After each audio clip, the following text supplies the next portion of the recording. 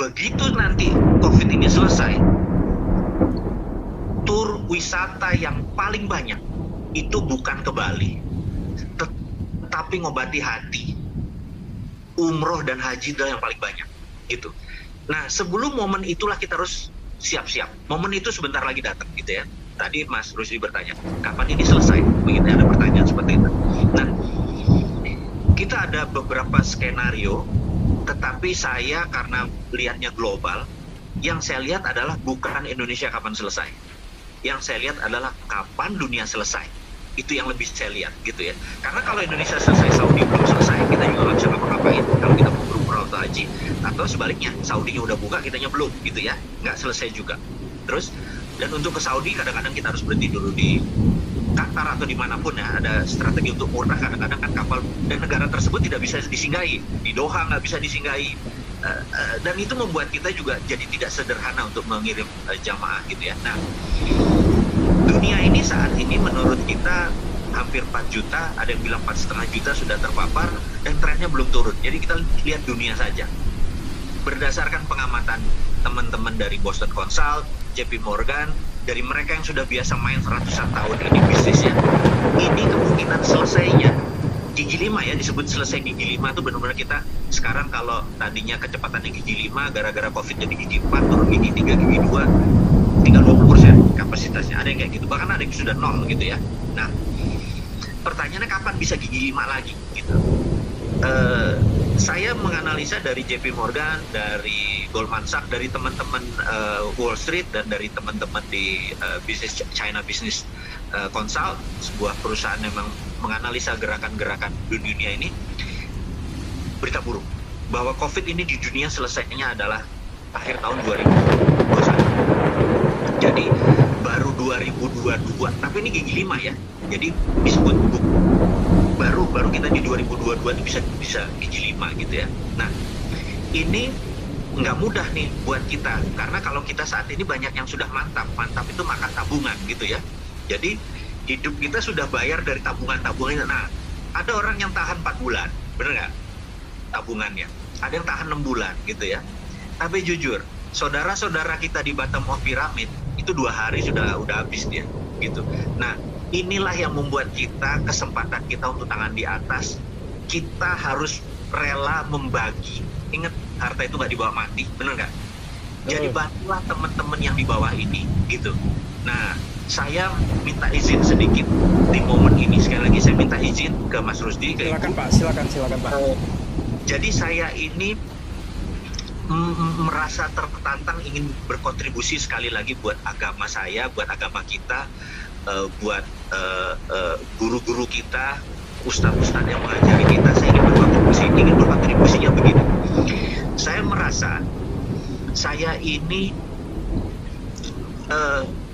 bukan anti dolar, saya benci bahkan gitu ya sama dolar, karena sejak tahun 1971 dolar itu memprint uangnya tidak pakai emas lagi gitu ya.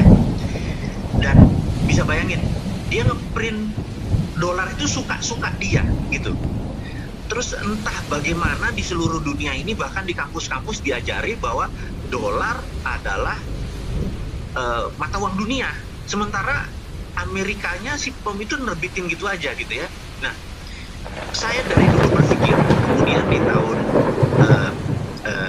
2017 saya terpikir, gara-garanya adalah saya pikir, loh, 2009 ada sebuah benda yang namanya Bitcoin gitu ya. Ini saya cerita sedikit, saya mohon maaf untuk izin hanya 5 menit. Silakan. Untuk mengekspresikan ini aja. Nah, Bitcoin itu bukan mata uang. Bitcoin itu adalah dengan sistem algoritma, dia menerbitkan sebuah uang yang benar-benar 21 juta satoshi, ini benar-benar amanah gitu ya, benar, karena trusted open ledger, nanti saya ceritakan. Sehingga terjadilah sebuah nilai baru. 10 tahun kemudian 2019, Bitcoin menjadi salah satu mata uang yang ditakuti oleh IMF, oleh dunia, oleh dunia. Nah, di tahun 2017 saya tuh mikir, kayaknya menarik ya. Nah, saya mundur sedikit, mungkin teman-teman sudah tahu, saya mundur sedikit. Tahun 2000, saya waktu itu bertiga ingin membeli perusahaan yang namanya Google belum Alphabet waktu itu. Google lagi mencari dana, kayak kalau sekarang dunia sekarang suka right issue gitu ya. Dia ada Waktu itu dia menjual 21% sahamnya dengan 36 juta dolar gitu ya. Kami bertiga urunan nih, dan saya yang paling besar dari teman saya si F ini. Kami berdebat 2 hari 2 malam di Amerika, di kamar di San Francisco, di apartemen. Kita berdebat bahwa saya menganggap bahwa Google is the future gitu. Sementara teman saya si F ini dia bilang enggak, Yahoo is the winner. Jadi search engine itu Yahoo yang the winner gitu ya. Saya bilang enggak. Saya bilang pasti Google pasti bisa ngalahin Yahoo gitu. Kenapa? Saya suka sekali pemiliknya, Sergey Brin-nya. Saya suka Mas Rusdi-nya lah gitulah cerita. Jadi saya lihat tuh apa-apa dari orangnya, dari who-nya. Saya nggak melihat sesuatu dari bedanya, dari jenis usahanya, nggak. Saya who-nya, karena who run the show. Ibu ini adalah anchor-nya. Semua ada bisnis umroh, tapi kenapa bisa besar? Karena putusan ibu ya. Jadi who-nya saya lebih mementingkan di dalam bisnis. Jadi mudah-mudahan teman di dalam melihat bisnis bukan sekedar apanya dan profitnya berapa, angka bisa diatur, tetapi who run the show, siapa yang akan menjalankan itu jauh lebih penting. Nah, saya lihat Sergey Brin dan lain temannya, saya bilang ini orang futuristik, ini orang punya visi, seperti Armina punya visi gitu ya. Nah, tapi sahabat saya ini bilang no, Yahoo is the winner. Jadi akhirnya kita nggak jadi gitu ya. Di 2018 kami kumpul lagi makan siang, dia bilang dulu coba kita beli Google ya, kata dia. Jadi 21% itu kalau sekarang nilai Alphabet kan 1000 billion atau 1 triliun dolar. Jadi kalau 21% itu adalah 210 billion dolar. Itu sama dengan APBN Indonesia gitu ya. Kan nyombong, ini nyombong. Yang jelas itu nggak jadi dibeli aja gitu kan. Jadi ya, itu cuma kita cuma jadi bahan omongan kita aja. Nah, suatu hari di 2017 saya tuh merasa, kan saya lama di Department of Defense, saya lama sekali di bidang dunia. Saya kalau hari Rabu dulu adalah bagian analisis dan strategis dari lembaga pertahanan di Indonesia. Jadi dunia data bagi saya. Jadi kalau Senin, Selasa dan hari biasa saya adalah Peter Parker, kalau hari Rabu saya Spider-Man gitu lah kira-kira ya. Saya punya split personality gitu. Pada saat Spider-Man ini saya jadi NKRI garis lurus gitulah kira-kira gitu ya. Nah, jadi saya tahu bahwa di tahun 64 pemerintah Amerika tuh bilang kita harus punya bentuk telekomunikasi yang lain. Dulu kan telekomunikasi itu cuma PSTN, telepon kabel itu yang pakai dial gitu ya, itu namanya PSTN. Kita harus punya bentuk lain dalam komunikasi. Mereka akhirnya DoD, Department of Defense, atau Menteri Pertahanan, Kementerian Pertahanannya Amerika membuat sebuah studi, akhirnya disetujui. Tahun 69 berdirilah yang namanya internet gitu ya. Jadi seluruh bisnis, selama Anda pakai internet, siapa yang pegang? Nah, nggak usah jawab ya. Jadi Alibaba misalnya, Tencent, dia pakai apapun selama pakai internet, datanya dipegang, nah, gitu sebagai. Nah, WWW adalah darlingnya internet, ya. Sama, Bitcoin itu darlingnya blockchain. Tapi blockchain bukan Bitcoin gitu ya. Ini hanya sekedar hanya untuk ngebayangin aja nih, teman-teman kan generasi milenial semua. Saya sama ibu doang yang kolonial ini berdua gitu ya. Jadi kita di situ saya bilang bahwa kayaknya blockchain is the winner gitu ya. Saya mikir enggak, pasti blockchain is the winner. Jadi ini pertaruhan lagi. Jadi 2008 saya waktu itu menjaminkan sedikit emas saya membuat Sironium. Jadi mosok Bitcoin yang nggak pakai nggak pakai jaminan aja pembelinya banyak. Kalau saya pakai jaminan emas, saya terbitin Sironium, harusnya banyak yang beli gitu. Begitu kita launching 2018 Juli, jalan bagus, alhamdulillah. Toto disemprit sama Bank Indonesia, prit gitu ya. Wah, kenapa nih? Saya bilang gitu. Menurut Bank Indonesia adalah di Indonesia cuma boleh rupiah, tidak boleh mata uang lain gitu ya. Terus saya bilang, lah kenapa Bitcoin boleh? Oh, Bitcoin yang punya asing gitu. Loh, oke. Kalau saya bikin perusahaan di Malta, PT Sironium Global, kemudian saya akuisisi PT Sironium Indonesia, Sironium jadi global company, betul nggak? Ya. Dan boleh beredar di Indonesia nggak? Boleh. Dia bilang gini, bukan boleh. Ya boleh sih, tapi Anda NKRI-nya mana? Kami pajak hitung dari mana? Saya bilang, Pak, saya bikin Bapak nggak boleh. Saya tarik keluar, Bapak bilang nggak ada NKRI-nya. Bapak maunya apa sih? Bener nggak? Itu regulator tuh selalu bingung dia. Mau menegakkan sini salah, menegakkan sini salah. Akhirnya start dari Malta. Jadi global company. Tapi NKRI saya bilang, nih nggak bisa nih, nggak bener nih. Saya kan emang bener itunya keluar. Lalu 9 bulan yang lalu saya merenung, saya bilang enggak, saya mau melakukan terobosan. Jadi saya ambil jaminan emasnya tadi, gitu ya. Saya ambil jaminan emasnya lagi. Saya ubah bisnisnya. Jadi ini Sironium 2.0 gitu ya, saya ubah. Nah, saya akhirnya merubah adalah begini. Oke, saya tetap pakai rupiah. Jadi kita nggak melawan Bank Indonesia, tetap pakai rupiah. Tapi saya pengen rupiahnya sekarang ada underlying, paham ya, underlying ya. Nah, Anda punya ATM kan, sahabat, gitu ya. Benar nggak? Mas Ruzi punya ATM. Mas Banyak, Ruzi Pak. taruh 10. Alhamdulillah. Banyak, ya? Banyak, alhamdulillah. Nah, Mas Ruzi taruh uang di ATM, betul ya? 10 juta Ya. gitu. Ya. Nah, di tempat kita, di Dinaran ini namanya, Mas Rusdi bener pakai ATM 10 juta. Nah, di ATM-nya nanti ada 10 juta dan setara nilai 11 gram. Gitu ya, misalnya. Paham. 11 gram. Nah, ATM ini berlaku di seluruh GPN. Jadi mau tarik tunai, mau tarik edisi, segala macam. Karena memang alat bayar. Begitu Mas Rusdi belanja 1 juta, maka gramasinya turun. Otomatis kepotong ya. Langsung kepotong. Iya. Kalau Mas Rusdi didiamkan, harga emasnya naik, ini ikut naik. Ikut naik. Kalau harga emasnya turun, dia ikut turun, Pak. Tapi ingat, harga emas turun, harga luar juga, harga barang-barang juga ikut turun. Jadi, Setuju. kita tidak punya riba lagi, benar nggak? Betul. Ini anti riba nih, karena dulu untuk inflasi dengan uang 10 juta kita taruh di deposito 5% supaya kita tidak kena inflasi. Tapi bunganya riba.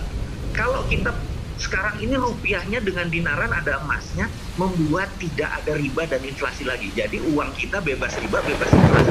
Ini jihad terbaru saya, namanya dinaran. Jadi ini adalah bentuk jihad saya, yang baru. Saya pengen kita berbasis emas kembali ke namanya dinaran, gitu ya.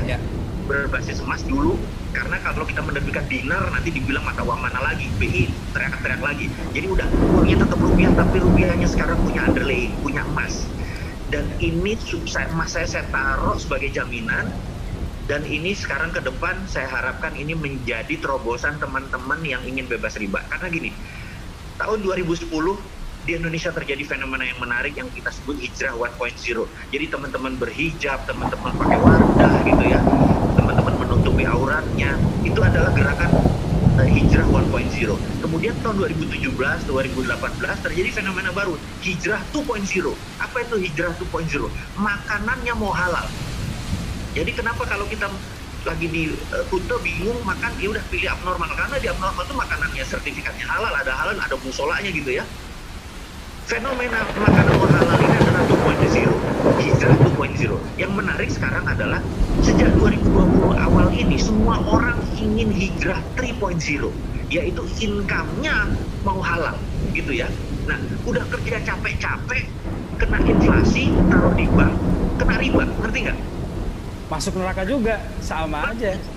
Nggak ngomong kita. Nah, dengan adanya dinaran ini kita harapkan hal itu tidak terjadi lagi. Jadi, sahabat, mungkin saya malah jualan, tapi nawa itu saya bukan jualan. Nawa itu saya adalah saya ingin ingatkan bahwa yuk stop riba. Karena jangan-jangan ini adalah hukuman kita nih dapat corona ini. Misalnya ya, saya ini kan ya gitu. Nah, oke. Gimana solusinya? Ada dinaran.id kalau tweetnya, terus nanti kalau di Android sudah bisa di-download. Saya ini bukan motivator yang bisa memberikan kata-kata, ayo dong kakak, kamu bisa gitu. Saya nggak bisa gitu. Saya bukan tipe begitu. Jadi gimana kalau saya kasih contoh aja? Iya, boleh Pak. Nah, saya itu merasa ini ya, tahun 2018 kembali lagi saya itu merasa bahwa kalau Mas Rudi punya uang banyak, Armina katakanlah punya, mau membesarkan cabang dengan usianya 30 tahun, Armina IPO, 30% sahamnya dijual dengan harga 500 miliar. Ini contoh yang angka dari langit ya. Itu namanya Anda mencari dana dari publik dengan memberikan 30% saham, terus kita punya rencana beli pesawat segala macam karena setiap tahun begini, dan itu ekonomi cabai dan lain sebagainya. Itu cuma strategi ya. Nah, apa yang terjadi kalau perusahaannya cuma nilainya 100 juta, 200 juta, 500 juta gitu ya. Syarat untuk IPO itu kan harus 100 miliar nilai aset perusahaannya gitu. Nah, saya merasa tergugah Jadi tahun 2018 saya buat namanya Santara Equity Crowdfunding. Dengan Santara ini seluruh UKM bisa listrik. Dan ajaibnya kita ini kita terjual kita Sold out terus itu Pak. Setiap saya mau masuk sold out terus. ya ini tapi baru jalan 3 bulan Mas Rusdi disemprit sama OJK. Nah lain lagi nih, kalau tadi BI yang nyemprit, sekarang yang nyemprit OJK. Oh, sama berarti ya Pak. Nah, ya, saya datang ke OJK, saya bilang, kenapa Anda melanggar undang-undang bursa? Undang-undang bursa yang mana?